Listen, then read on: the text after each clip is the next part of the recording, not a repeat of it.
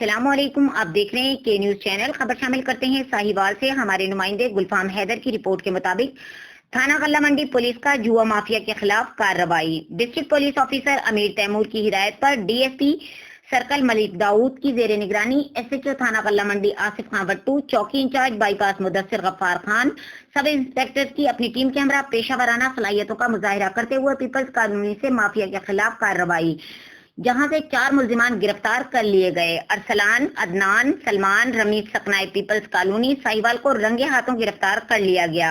اس کے علاوہ ludo game اور جوا پر لگی رقم 20 اور 110 روپے ماہ سعودی ریال برآمد کر لیے گئے۔ ملزمان کے خلاف مقدمہ درج کر کے پابند سلاسل کر دیا گیا۔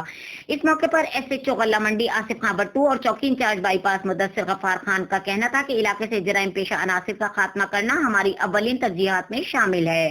شہریوں سے بھی اپیل کی جاتی ہے کہ اپنے گرد و نواح والے جرائم کی نشاندہی کریں۔ بلا تفریق فوری کارروائی عمل میں لائی جائے گی۔ اہل علاقہ کا اس کارروائی کو سراہا گیا۔